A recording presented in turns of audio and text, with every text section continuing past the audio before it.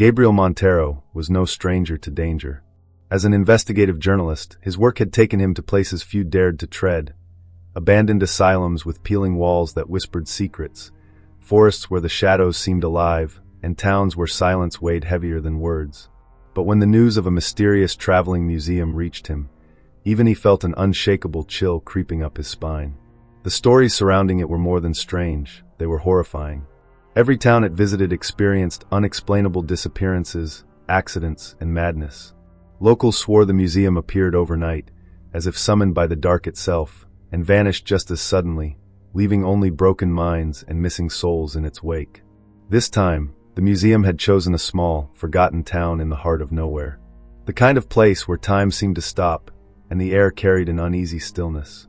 Gabriel arrived late in the afternoon, greeted by gray skies that threatened rain, and a heavy fog rolling in, as if nature itself wanted to obscure the truth. At the edge of town, in an empty lot where an old grocery store once stood, the museum loomed. Its exterior was a grotesque blend of Victorian elegance and decay. Intricate ironwork now rusted into sharp edges, dark wooden beams warped by time, and windows that reflected nothing but black voids. Above the entrance hung a crooked sign, etched with the words, "Museum of Dark Secrets. Enter if you dare." Gabriel's instincts screamed at him to turn back. The hairs on the back of his neck stood on end as he stared at the building, which seemed to pulsate with an unnatural energy. He could swear the shadows around it shifted when he wasn't looking, like invisible hands beckoning him closer. A single lantern flickered by the entrance, its weak light casting erratic shapes on the cobblestone path. As he stepped forward, he noticed something strange: no noise. No birds, no insects, not even the faint rustle of leaves. It was as if the world outside the museum had been muted, leaving only the oppressive sound of his own heartbeat. When Gabriel reached the door, he hesitated. The brass handle was cold, unnaturally so, like touching a piece of metal that had never known warmth.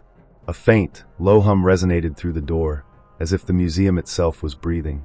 Taking a deep breath, he pushed it open, and the air that greeted him was thick, damp, and filled with a strange metallic scent, like old blood and damp stone. Inside, the dim lighting made it impossible to see where the hallway ended. The walls were adorned with faded tapestries depicting scenes of tragedy and death: a burning ship, a field of soldiers impaled on stakes, and a weeping woman clutching a doll in one hand and a knife in the other. The effect was immediate and overwhelming, as if the air itself pressed against him, whispering dark promises of what lay ahead. Then came the sound. At first, Gabriel thought it was his imagination. A faint melody, eerie and discordant, like a music box struggling to play its tune. But as he ventured deeper, the sound grew louder. It wasn't just a melody, it was layered with whispers, faint but undeniable, as if unseen figures were speaking just out of earshot. He couldn't understand the words, but the tone was unmistakable, mocking, sinister, filled with malice. Gabriel knew he had entered a place that was not bound by the laws of the natural world. Here, reality twisted, and fear was the only constant. He pulled out his recorder, his hand trembling slightly, and whispered into it, "The Museum of Dark Secrets. It feels alive. This place, it knows I'm here." The shadows around him seemed to deepen as the museum's door creaked shut behind him. Whatever Gabriel had walked into, he was no longer sure he would ever walk out. The first step into the museum felt like crossing an invisible threshold. Gabriel Montero's senses were immediately assaulted by an unsettling combination of sights, sounds, and smells. The air was stagnant and heavy, almost suffocating, carrying a strange metallic tang that reminded him of rust or dried blood. The dim light from gas lamps flickered along the hallway, their glow casting eerie, dancing shadows on the walls. It was a calculated kind of dimness, as though the museum itself had something to hide. The walls were adorned with artifacts in glass cases, each lit by its own faint light, but what caught Gabriel's attention wasn't just the objects, it was the descriptions beneath them. Each item had a small, engraved plaque, recounting a story so horrific it felt as though the words themselves carried a curse. A porcelain doll with lifeless eyes sat in one case, the plaque beneath it reading, "Owned by Mary Caldwell, age 8. Vanished June 6, 1913. Witnesses claimed to hear her laughter echoing in the woods for years after her disappearance." Another display held a tarnished wedding ring, its inscription almost worn away. The plaque read, "Found at the scene of the 1894 Bellflower Massacre. Believed to belong to the groom, who was dismembered by an unknown assailant during his wedding." Gabriel moved slowly, his footsteps muffled by the thick, patterned carpet beneath him. The silence around him wasn't natural. It was a deep, oppressive quiet that made him hyper-aware of every breath he took. Yet, beneath the silence, he began to notice something faint, a soft, almost imperceptible hum. It was low and resonant, like the sound of power lines vibrating, but it carried an unsettling rhythm, one that didn't belong to the modern world. As he ventured deeper into the museum, Gabriel's eyes fell on an ornate grandfather clock. It stood taller than any he'd ever seen, its intricate carvings depicting scenes of suffering and chaos. People fleeing a burning village, wolves prowling the edges of a forest, and shadowy figures with elongated limbs reaching out to claim their prey. The clock's pendulum swung slowly, but the sound it made was wrong. Not a steady tick-tock, but an uneven clang, like the last breath of a dying machine. The plaque beneath it read, "The Clock of Eternal Hours." Last seen in the Ashworth Asylum before the fire that consumed it. Survivors claim the clock struck 13, just before the blaze began. Gabriel hesitated, the hairs on his arms rising as the air around the clock seemed colder, heavier. He fought the urge to turn away, reminding himself why he was here. This was no time for fear. It was time to uncover the truth. He pulled out his camera and clicked a photo of the clock, but as the flash illuminated the room, he saw something move in the reflection of the glass case. His heart stopped. Whirling around, he found nothing but empty space. Yet the feeling of being watched was undeniable.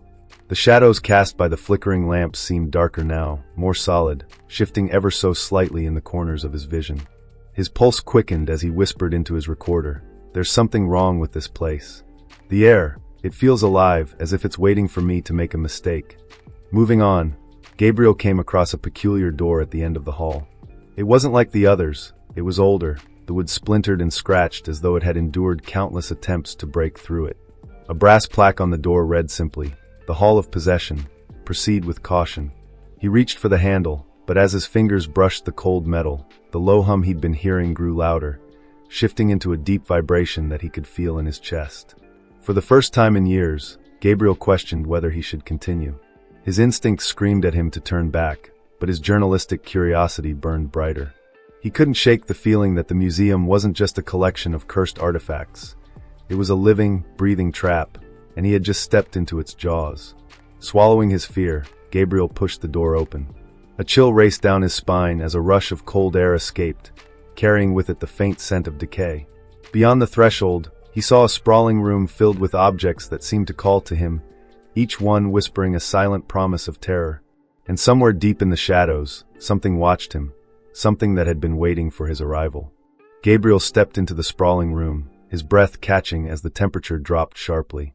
The air here was different, thick, cold, and heavy with an inexplicable dread. The flickering lamps overhead barely illuminated the space, their light swallowed by the dark corners of the room. Display cases lined the walls, each containing an object more sinister than the last. But it wasn't just the artifacts that unnerved him, it was the way the room seemed alive. The shadows moved almost imperceptibly, as if watching and waiting. Gabriel couldn't shake the feeling that he wasn't alone. In the center of the room stood a glass pedestal, displaying an object that immediately drew Gabriel's attention. It was a tarnished locket, small and unassuming, yet somehow magnetic. Its surface was scratched, and a faint engraving on its back read, "To my dearest Lillian." The plaque beneath it told a chilling story, found in the rubble of the Blackwood orphanage, which burned to the ground in 1878. Survivors reported hearing a woman's voice calling for a child, though no such person was ever found. Gabriel leaned closer, the locket reflecting a strange glint of light despite the dim surroundings. The moment his fingers brushed the glass, a sudden sound shattered the silence, a faint whisper, soft and distant but unmistakable. It was a woman's voice, pleading and filled with despair. "Help me, please." Gabriel froze, his heart pounding in his chest. He spun around, but the room was empty. Yet, the whisper continued, growing louder, as if circling him. The room seemed to shift. The walls felt closer now, the shadows darker. The sound of footsteps echoed faintly behind him, though he knew no one else was there. He gripped his recorder tightly, his voice trembling as he whispered, "The locket. I think it's connected to something in this room. I can hear her. I can feel her. This isn't just a museum. It's a trap." The whispers stopped suddenly, replaced by a low, guttural hum. Gabriel turned back to the locket, his breath catching as he saw what was now reflected in the glass. It wasn't just his own face staring back at him. There was something else. A shadowy figure stood just behind him, its outline barely visible, but its presence undeniable. Cold fingers seemed to brush the back of his neck, sending a shiver down his spine. He spun around, raising his flashlight, but there was nothing there. The room grew colder still, the hum now resonating deep in his chest. Gabriel's flashlight flickered, the beam cutting through the darkness like a feeble weapon. He tried to steady his breathing, but it was no use. The air felt heavier with each passing second, as though the room itself was alive and feeding off his fear. He stepped back, but his foot collided with something. Looking down, he saw an antique doll lying on the floor, its porcelain face cracked, its empty eyes staring up at him. The doll hadn't been there before. He was certain of it. Slowly, he crouched down to inspect it, but as he reached for it, the whispers returned, louder now and more insistent. "Don't touch it," they seemed to warn. Gabriel hesitated, his instincts screaming at him to leave the room, but his curiosity overpowered his fear. He picked up the doll, its surface cold and unnaturally smooth. For a moment, nothing happened. Then the whispers stopped. The silence that followed was deafening, more terrifying than the whispers had been. Gabriel's vision blurred for a moment, and when it cleared, the room was different. The display cases were shattered, their contents scattered across the floor. The walls seemed to pulse, dark veins spreading like roots through the wood. The pedestal where the locket had been was now empty, and in its place was a single word, scrawled in what looked like ash: "Run." Gabriel's chest tightened as a new sound emerged, the faint but unmistakable sound of footsteps approaching from the hallway behind him. They were slow, deliberate, and impossibly heavy, as if whatever was coming wasn't entirely human. He backed away, his flashlight trembling in his hand, the beam flickering as the footsteps grew louder. The air grew colder still, each breath visible in the dim light. The room seemed to close in around him, the shadows stretching and twisting into grotesque shapes. Gabriel's instincts finally overpowered his curiosity, and he turned toward the door, his legs feeling like lead as he forced himself to move. But as he reached the threshold, the footsteps stopped. He froze, glancing back over his shoulder. The room was empty, but the shadows were still moving. A faint laugh echoed through the air, not the playful kind, but something darker, crueler. Gabriel stepped into the hallway, his pulse racing, but he knew one thing for certain: whatever was in that room wasn't done with him yet. Gabriel stumbled into the hallway, the oppressive weight of the museum pressing down on him like an invisible force. His breathing was shallow, his thoughts chaotic. The whispers had ceased, but the silence that replaced them was worse, a suffocating void that seemed to amplify every creak of the floorboards beneath his feet. He gripped his flashlight tightly, its weak beam flickering as though the darkness itself was consuming its light. He glanced back at the room he'd fled, its doorway now shrouded in shadows so thick they appeared almost solid. Something was in there, watching, waiting. Determined to press on, Gabriel turned his attention to the hallway ahead. The air was colder now, biting at his skin as if the temperature had dropped below freezing. The walls seemed to close in, narrowing the path and forcing him to move slowly. His flashlight illuminated more of the strange artifacts that lined the walls, each one more grotesque than the last. A child's tattered shoe, its surface stained dark with what looked like dried blood. A cracked mirror with jagged edges, reflecting not Gabriel's face but a distorted version of it, one twisted in agony, eyes hollow and lifeless. Suddenly, the sound of a door creaking echoed through the hallway. Gabriel froze, his heart hammering in his chest. The sound hadn't come from behind him, but ahead. Slowly, he raised his flashlight, its flickering beam revealing a door at the end of the corridor. Unlike the others, this one was ajar, a faint light spilling out from the crack. The plaque on the door was partially obscured by dust, but Gabriel could just make out the words: "The Room of Truth, all who enter are judged." A chill ran down his spine. His instincts screamed at him to turn back, to leave the museum and never return. But the journalist in him, the part that sought answers no matter the cost, pushed him forward. He stepped closer to the door, his every footstep echoing unnaturally loud in the stillness. As he reached for the handle, a voice, low, guttural, and dripping with malice, whispered directly into his ear, "You shouldn't be here." Gabriel spun around, his flashlight darting across the corridor, but there was no one there.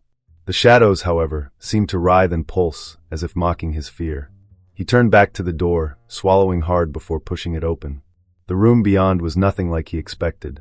It was vast, impossibly so, stretching out into darkness that even his flashlight couldn't penetrate. The walls were lined with mirrors of every shape and size, each one reflecting not the room, but something else entirely. Gabriel stepped inside, and the door slammed shut behind him with a deafening thud. He whipped around, pulling at the handle, but it wouldn't budge. The mirrors around him began to flicker, their surfaces shimmering like water. Slowly, images began to form in each one. In the mirror closest to him, he saw himself as a child, standing in the woods near his childhood home, tears streaming down his face. He recognized the moment immediately. It was the day he'd lost his sister, the day she'd vanished without a trace. He hadn't spoken about it in years, burying the guilt and pain deep within him. "Why didn't you save her?" a voice whispered, the sound reverberating through the room. Gabriel turned, his eyes darting from one mirror to the next as each began to show a memory. His failures, his fears, the moments he wished he could erase. A mirror to his left showed him as a teenager, watching helplessly as his best friend drowned in a river. Another displayed the face of his father, pale and lifeless, as Gabriel stood frozen in the doorway, unable to call for help in time. "Stop this!" Gabriel shouted, his voice cracking. "This isn't real." But the mirrors didn't stop. The images grew darker, more distorted. The figures in the reflections began to move, stepping closer to the glass as if trying to break through. Their eyes locked onto Gabriel, accusing, desperate, and full of hatred. Suddenly, the room itself seemed to shift. The floor trembled beneath his feet, and the light in the mirrors dimmed, replaced by an all-encompassing darkness. From within that void, a shape emerged, tall, gaunt, and cloaked in shadows. Its presence was suffocating, a cold that seeped into Gabriel's very bones. It spoke, its voice echoing with 1,000 others. "Do you think you can escape judgment? Do you think your guilt will remain buried? This place remembers, and it will take what it is owed." Gabriel backed away, his heart pounding as the figure advanced.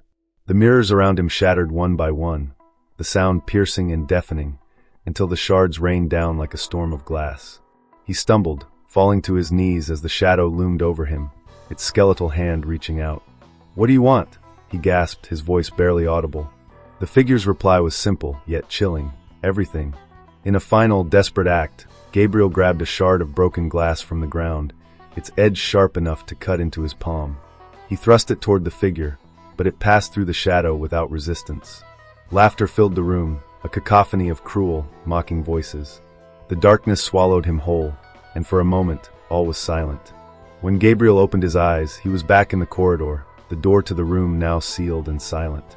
His hand throbbed, blood dripping from the wound where he'd gripped the glass shard.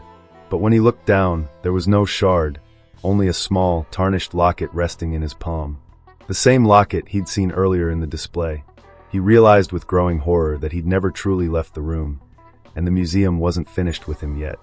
Gabriel staggered down the corridor, his breath shallow and uneven, the locket in his trembling hand feeling heavier than it should. Its metallic surface was ice cold, as if it carried the chill of the room he had just escaped. The museum seemed quieter now, unnaturally so, as if the very air around him held its breath. He glanced over his shoulder repeatedly, the sensation of being followed growing stronger with every step. His instincts screamed at him to leave, but something about the locket demanded his attention, its presence pulsing with an energy that felt both foreign and familiar. Stopping at a small wooden bench near a display of faded photographs, Gabriel sat down, his hands shaking as he examined the locket more closely. It bore the name Lillian on one side and a faint engraving on the other that he hadn't noticed before. "To keep you close, always." The word sent a chill through him, but what truly unnerved him was the way the locket seemed to vibrate ever so slightly, as if it were alive. Gathering his courage, he carefully pried it open. Inside, he found a photograph so old it was beginning to disintegrate.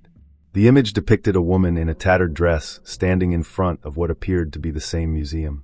Her expression was haunting, hollow-eyed and gaunt, as though she had been drained of life. Behind her stood a shadowy figure, its face obscured but unmistakably present, its hand resting on her shoulder. Gabriel blinked, his pulse racing, as the figure in the photograph seemed to shift, its head tilting slightly toward him.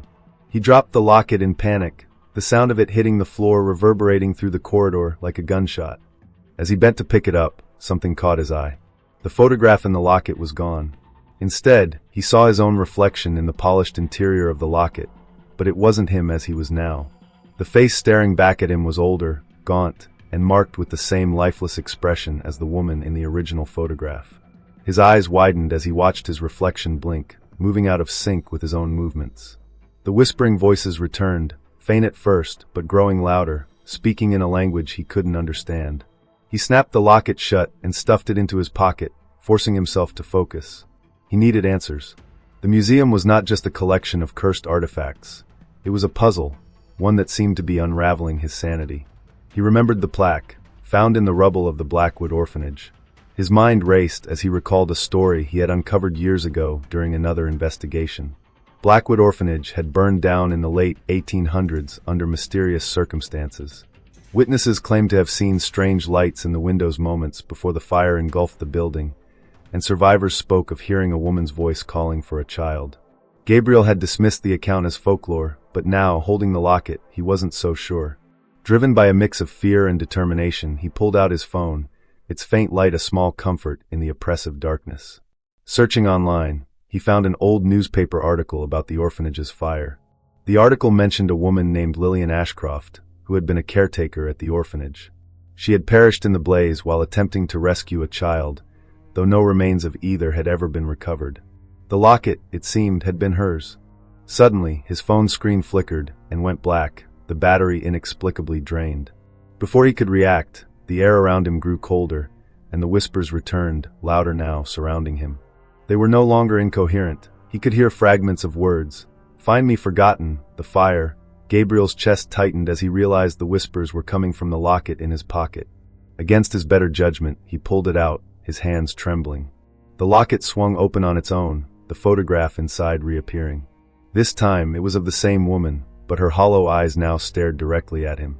Her lips moved in the image, mouthing the words, "Come to me." The sound of footsteps echoed down the hallway, heavy and deliberate. Gabriel's breathing quickened as he realized the footsteps weren't his own. He turned to look but saw nothing, only the long, empty corridor stretching into darkness. Yet, the sound grew louder, closer, as if something invisible was stalking him. He bolted, the locket clutched tightly in his hand. He ran through the twisting corridors of the museum, the walls seeming to shift and close in, leading him in circles. Every door he passed was locked, and the artifacts in the display cases seemed to watch him, their reflective surfaces distorting his image into something monstrous. The whispers became deafening, overlapping and chaotic, until one voice cut through the noise. A woman's voice, calm yet chilling, "You cannot leave." Gabriel skidded to a stop as he reached a dead end. Before him stood a large, ornate mirror, its surface pristine and unnaturally smooth. He saw his reflection, but it was different. His reflection was holding the locket, but its hand was extended toward him, as if beckoning him to step closer.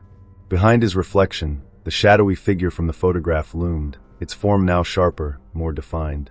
It had no face, only a swirling void where its features should have been. As Gabriel stared, frozen in fear, the locket in his hand grew hotter, burning his skin. He dropped it, and it hit the floor with a metallic clang, spinning before coming to a stop. The voice returned, louder this time, echoing from the mirror. "Return what was taken." Gabriel's reflection smiled, an unnatural, cruel twist of his own face, before extending a hand through the glass. He stumbled back, but the reflection didn't stop. The shadowy figure followed, its void-like face locking onto him. Gabriel screamed as the mirror began to crack, the sound like bones breaking. The glass spider-webbed outward, the cracks glowing with an eerie blue light. The last thing he saw before everything went dark was his own reflection mouthing the words, "It's your turn now." When he awoke, Gabriel was lying on the cold floor of the museum's entrance. The locket was gone, but the mark it had burned into his palm remained, a small, circular scar etched with the name Lillian. He scrambled to his feet, his heart pounding, and bolted out of the museum into the cold night air. But as he glanced back, he froze in horror. The museum was gone, replaced by an empty lot. In its place was a single wooden sign, weathered and splintered, reading, "See you soon." Gabriel's mind was a storm of fear and confusion as he stumbled into the desolate streets of the small town. The museum had vanished, leaving behind nothing but an eerie emptiness. He clutched his burning palm, the scarred imprint of Lillian's name throbbing as if it pulsed with its own heartbeat. The cold night air did little to calm him. Instead, it seemed to bite deeper into his skin, carrying with it a whispering wind that echoed faintly, calling his name. His instincts screamed for him to flee, but something inside him, an unrelenting drive for answers, compelled him to stay. Gabriel knew he couldn't leave this mystery unresolved. He felt a sickening certainty that the locket, the whispers, and the shadowy figure were not finished with him. He needed to understand the connection between himself and the cursed museum. Pulling his coat tightly around him, he made his way to the town's library, a crumbling structure that seemed as forgotten as the stories it held. The building was cloaked in shadows, its flickering lights casting distorted shapes on the walls. As he stepped inside, the air was thick with dust and decay, the scent of old books mingling with something fouler, a faint, rotting smell that made his stomach churn.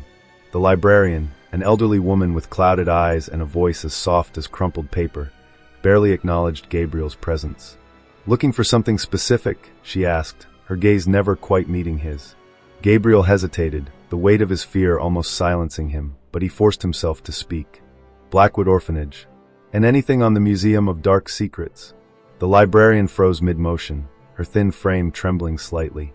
She turned to him, her eyes sharp now, piercing through the haze of her age. "You shouldn't be digging into that," she whispered, her voice trembling. "Some doors aren't meant to be opened." Ignoring her warning, Gabriel pressed on. He sifted through crumbling archives and faded records, his fingers trembling as he unearthed the town's dark past.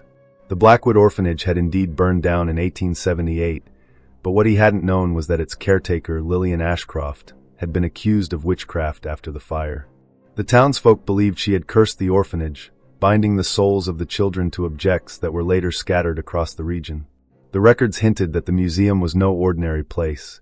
It was a construct of those curses, a vessel for the trapped spirits and their eternal torment. Gabriel's heart sank as he found a photograph of the orphanage ruins. Among the charred debris was a faint shape, barely visible, a shadowy figure standing among the ashes. His blood ran cold as he realized it was the same figure he had seen in the mirrors and the locket. The photograph's caption read, "The Watcher of Blackwood, said to guard the cursed souls." Suddenly, the library's lights flickered violently, plunging the room into darkness. Gabriel's breathing quickened as the faint whispers returned, this time louder, more insistent. They seemed to emanate from the very walls, wrapping around him like a suffocating fog. "Leave now," the librarian's voice croaked from the shadows, her tone filled with panic. Gabriel turned, his flashlight trembling in his hand, only to find the librarian staring at him with wide, terrified eyes. "It's here," she whispered.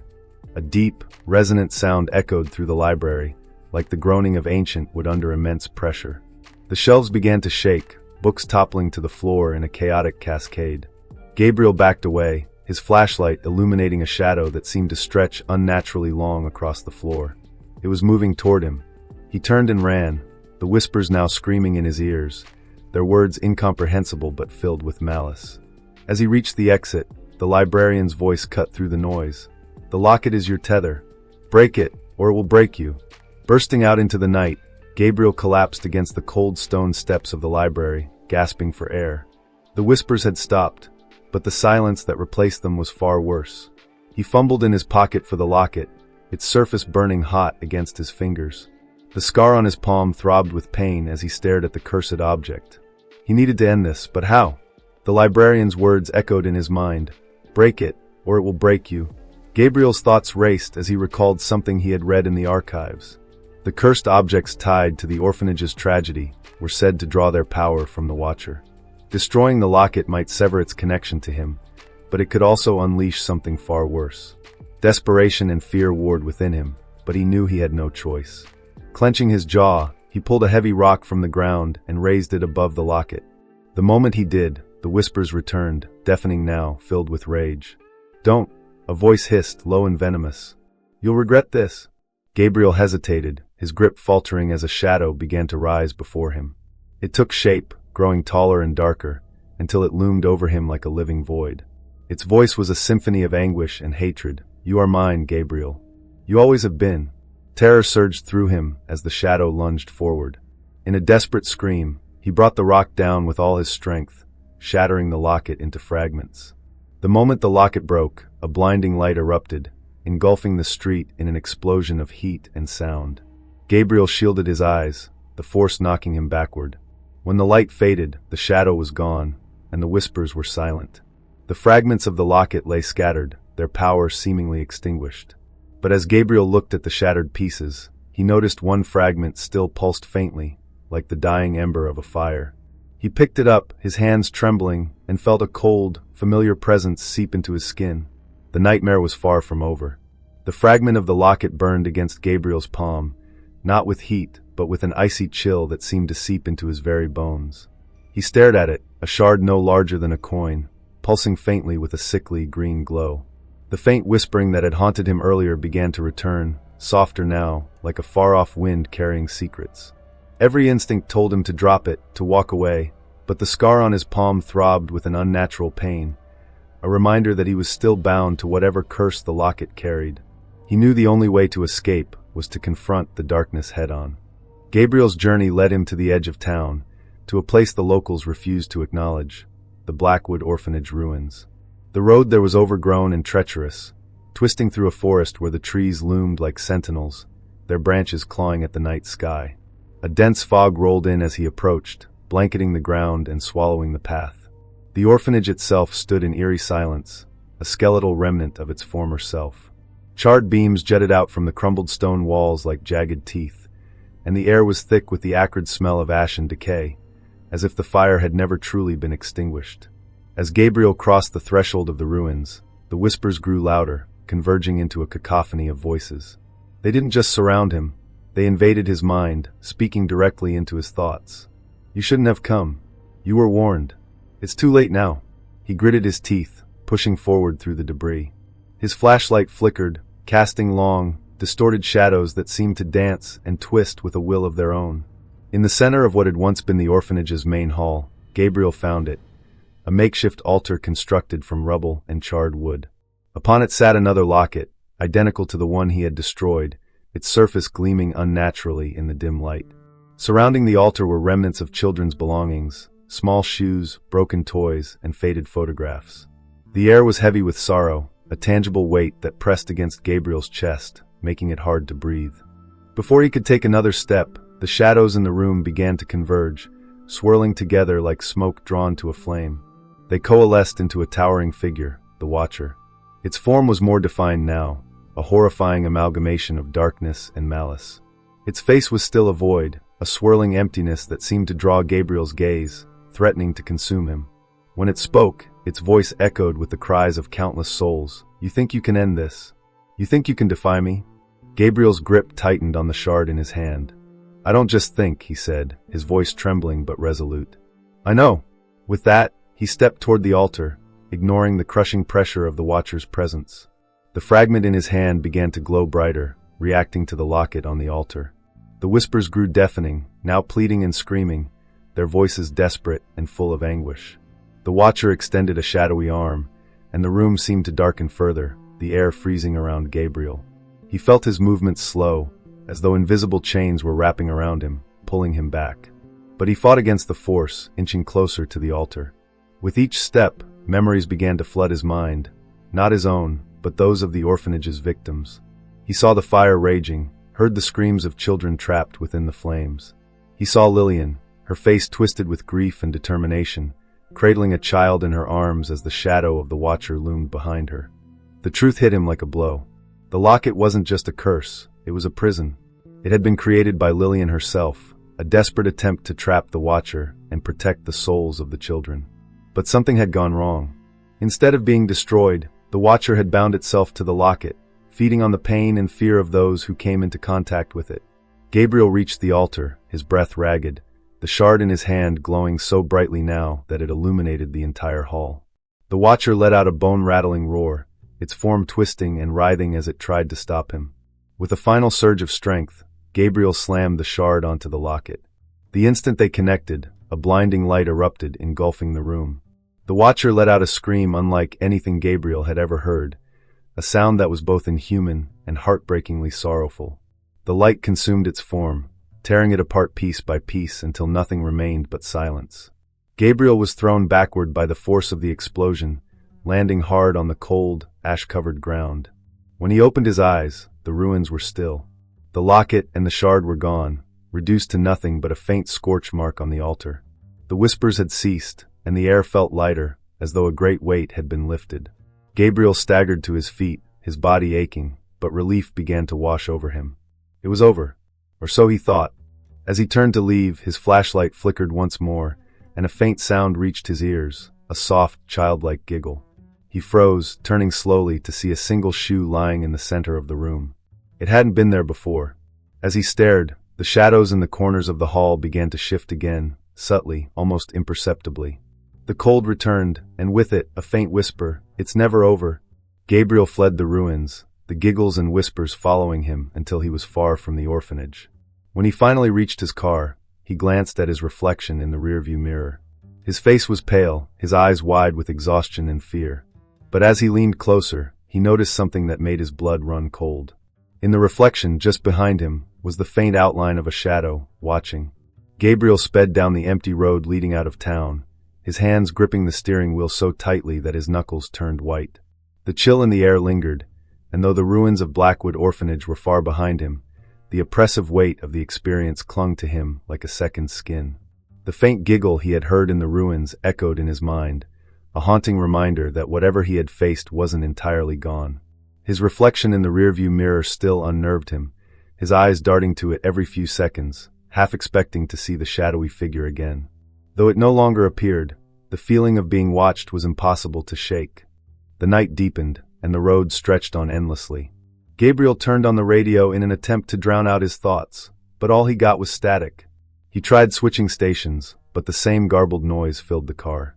Then through the static he heard it, his name, whispered faintly but unmistakably.